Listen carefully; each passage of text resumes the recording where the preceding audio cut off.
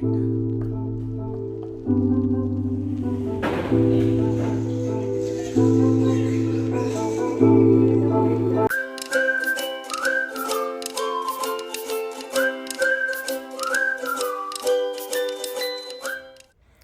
Friends, எல்லோருக்கும் வணக்கம். எல்லோரும் எப்படி இருக்கீங்க? நான் இங்கே ஹாப்பியாக ஜாலியாக இருக்கேன். நீங்களும் அங்கே ஹாப்பியாக ஜாலியாக இருக்கீங்கன்னு நம்புகிறேன். இன்றைக்கி வந்து சண்டே Jan 25. இன்றைக்கி மார்னிங் எந்திரிச்சதே லேட்டு தான். ஹஸ்பண்ட் ஒரு வேலை இருக்குதுன்னு சொல்லிட்டு வெளியில் கிளம்பிட்டார். நான் எனக்கு வரைக்கும் மட்டும் ஒரு 2 ப்ளைனாக எக் தோசை மாதிரி பண்ணிவிட்டு சாப்பிட்டுட்டு லன்ச் ரெடி பண்ணுறதுக்கு கிச்சனுக்கு வந்தாச்சு. ஊருக்கு போகிறதுக்கு முன்னாடியே வச்சுருந்த இஞ்சி பூண்டு பேஸ்ட் வந்து ஃபினிஷ் பண்ணிவிட்டு தான் போயிருந்தேன். ஸோ இப்போ வந்து நெக்ஸ்ட்டு 2 வீக்ஸ்க்கு இஞ்சி பூண்டு பேஸ்ட் வேணும். அதுக்கு இப்போயே ரெடி பண்ணி வச்சிடுறேன். ஸோ பார்த்திங்கன்னா ஷாப்பில் வாங்குறதுல வந்து கொஞ்சம் ப்ரிசர்வேட்டிவ்ஸ் எல்லாம் இருக்குதுன்னு படித்ததுனால வெளியில் வாங்குறதுக்கே கொஞ்சம் பயம்தான். அதனால் வீட்லேயே வந்து வாங்கி ரெடி பண்ணி ஸ்டோர் பண்ணுறதே வந்து பெட்டர் அப்படிங்கிற ஒரு ஃபீல் தான். இதிலே வந்து இதுக்கு தண்ணி விடாமல் இருக்கிறதுக்கு கொஞ்சம் எண்ணெய், அப்புறம் உப்பு, அப்புறம் மஞ்சத்தூள் இது எல்லாத்தையும் சேர்த்து அரைச்சிட்டோன்னா 2 வீக்ஸ்க்கு சூப்பராக இருக்கும். ஈவன் ஒரு சில பேரெல்லாம் 1 மந்த் 2 மந்த் கூட வச்சு யூஸ் பண்ணுறாங்க. அவ்வளோ நாளெல்லாம் வச்சுக்கிறதில்ல. ஸோ மேக்ஸிமம் ஒரு 2 வீக்ஸ்க்குள்ளே காலியாகிடும். முடிஞ்ச அளவுக்கு வீட்லேயே இந்த மாதிரி செய்ய முடிகிற ஐட்டம்ஸ் நம்ம வீட்லேயே செஞ்சு வச்சுக்கலாம். நம்ம தேவையில்லாமல் வெளியில் ப்ரிசர்வேட்டிவ்ஸ் ஆட் பண்ணது யூஸ் பண்ணுறதுக்கு பதிலாக இது கொஞ்சம் பெட்டர் ஆப்ஷனாக இருக்கும். வாங்கி ஒரு இது ரெடி பண்ணி ஒரு சில்வர் பாக்ஸில் போட்டு வச்சிட்டோன்னா ஒரு 2 வீக்ஸ்க்கு எப்போல்லாம் எந்தெந்த டிஷ்க்கு இஞ்சி பூண்டு பேஸ்ட் தேவையோ அப்போ வந்து எடுத்து யூஸ் பண்ணிப்பேன். ஸோ இன்றைக்கி லன்ச் மெனு பார்த்திங்க அப்படின்னா ரைஸு, மட்டன் கிரேவி, அப்புறம் சுவரொட்டி ஒரு 100 கிராம்ஸ் கிடச்சிது. ஸோ அது ஒரு ஃப்ரை மாதிரி பண்ணிக்கலாம் அப்படின்னு சொல்லி தான் பிளானு. ஸோ ரைஸ்க்கு வந்து ஃபஸ்ட்டு அரிசி வந்து ஊற வச்சிட்றேன். அதுக்கப்புறம் மட்டன் கிரேவிக்கு வந்து ஃபஸ்ட்டு வதக்க வேண்டியதெல்லாம் வதக்கிக்கலாம். இதுலேயும் ஆனியன், அப்புறம் இஞ்சி பூண்டு கருவேப்பிலை இதெல்லாம் போட்டு ஃபஸ்ட்டு வதக்கிட்டு கொஞ்சம் கண்ணாடி பதம் வந்ததுக்கப்புறம் ட்ரை ஐட்டம்ஸ் எல்லாமே சேர்த்துக்கலாம். யூஸ்வலாக வந்து நான் பொடி தான் சேர்த்து ரெடி பண்ணுவேன். பட் இந்த டைம் வந்து கொஞ்சம் டிஃப்ரெண்ட்டாக ட்ரை பண்ணலாம் அப்படின்னு சொல்லிட்டு கொஞ்சம் அப்படியே முழுசாகவே இருந்துட்டு போட்டு வதக்கினேன். சூப்பராக இருந்தது டேஸ்ட். இதுதான் ஃபஸ்ட் டைம் செஞ்சுருந்தேன். சூப்பராக இருந்துச்சு. அதை விட எனக்கு இதோட டேஸ்ட் வந்து நல்லா இருக்கிற மாதிரி இருந்தது.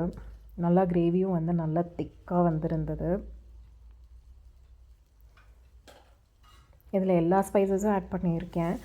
அப்புறம் வந்து லாஸ்ட்டாக கொஞ்சம் தக்காளி போட்டுட்டு அதிலே கொஞ்சம் மஞ்சத்தூள் போட்டோன்னா தக்காளி வதங்கிடும். கூடயே வந்து அந்த ட்ரை ஐட்டம்ஸ் ஆட் பண்ணதும் வந்து நல்லாவே ஃப்ரை ஆகிடும். அந்த ரா ஸ்மெல் வரக்கூடாது, அதுதான். ஸோ அதுக்கப்புறம் வந்து ஒரு பிளேட்டில் வச்சுட்டு அதை கொஞ்சம் ஆற வச்சிடலாம்.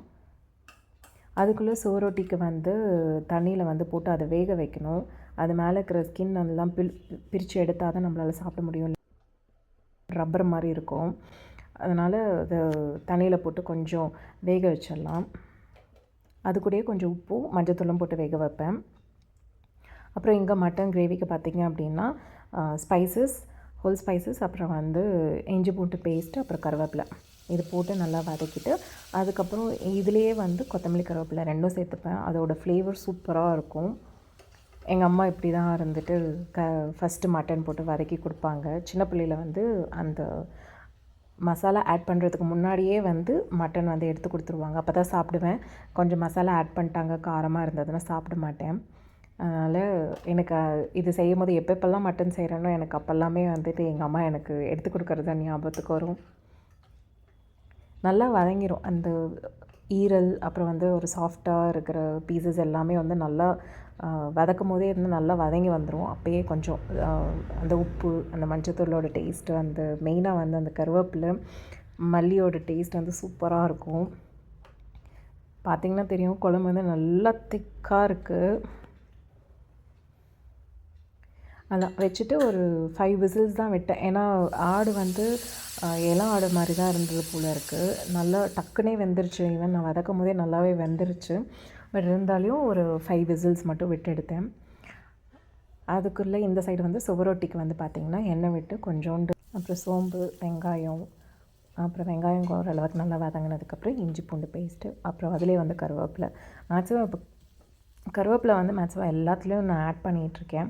ஏன்னா அது வந்து ஒரு தனி ஃப்ளேவரே தருது. யூசுவலாக வந்துட்டு அதே மாதிரி சாப்பிட்றதும் வந்து நான் சாப்பிட்றேன். கருவேப்பிலை சும்மா ஆட் பண்ணிட்டு டேஸ்ட்டுக்கு ஃப்ளேவருக்காக ஆட் பண்ணிட்டு தூக்கியெல்லாம் போடுறதில்ல.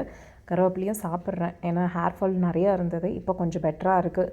கருவேப்பிலை கொஞ்சம் ஃபுட்டோட இன்டேக்கும் எந்த அளவுக்கு பெட்டராக இருக்கோ அந்த அளவுக்கு நம்மளோட ஹேரும் ஸ்கின்னும் நல்லாயிருக்கும். அதுக்கப்புறம் சோறொட்டிக்கு பார்த்திங்க அப்படின்னா பொடி ஐட்டம்ஸ் எல்லாம் போட்டு நல்லா ஃப்ரை பண்ணி எடுத்தாச்சு. இதில் பார்த்திங்கன்னா மஞ்சப்பொடி, மிளகாய்த்தூள், அப்புறம் வந்து தனியாத்தூள், மல்லித்தூள், அப்புறம் வந்து பெப்பர், சீரகத்தூள். ஸோ இதெல்லாம் போட்டு நல்லா ஃப்ரை பண்ணி எடுத்துட்டேன்னா கொஞ்சம் தண்ணி விடுவேன். ஏன்னா அந்த மசாலா ரா ஸ்மெல் வந்துட்டு போகிறதுக்காக கொஞ்சம் தண்ணி விட்டு கொஞ்சம் நேரம் விட்டோம்னாலே அந்த ரா ஸ்மெல் எல்லாம் போயிடும். அப்புறம் சோறொட்டி சாப்பிட்றதுக்கு சூப்பராக இருக்கும்.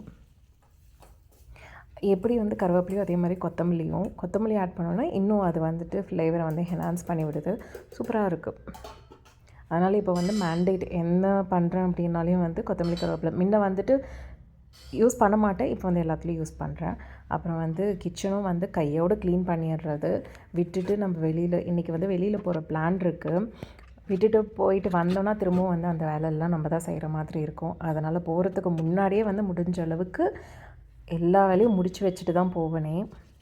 ஸோ பாத்திரம் கழுவிட்டு அப்புறம் வந்து கவுண்டர் டாப், ஸ்டவ் எல்லாமே வந்து க்ளீன் பண்ணி வச்சுட்டு அதுக்கப்புறம் தான் வெளியில் போகிறதுக்கு ரெடி ஆனனே. ஸோ ஹொசூரில் தான் எங்கள் மரபு சந்தை அப்புறம் டெய்லி சந்தை இதுக்கு தான் நான் போயிட்டு வரணும்.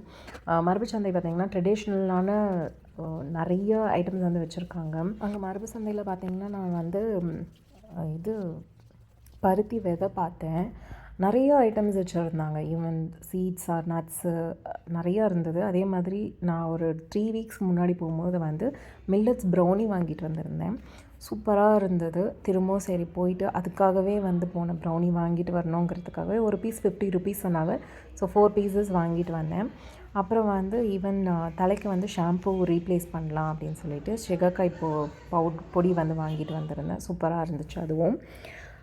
அப்புறம் எல்லாமே ஹேருக்கு, ஃபேஸ்க்கு எல்லாத்துக்குமே வந்து ஒரு நேச்சுரல் ஹெர்பல் ப்ராடக்ட்ஸ் வந்து அங்கே இருந்தது. ஈவன் சாப்பிட்றது கூட வந்து மில்லட் வெரைட்டிஸில் நிறையா இருந்தது. அதே மாதிரி மார்னிங் வந்து ஒரு சர்டைன் டைம் இருக்குது. ஈவினிங்கும் அந்த ஒரு டைமுக்கு வந்துட்டு லைவ் கவுண்டர் ஓப்பன் பண்ணுறாங்க. ஸோ போனீங்கன்னா மில்லட்டில் நிறைய வெரைட்டிஸ் கொடுக்குறாங்க.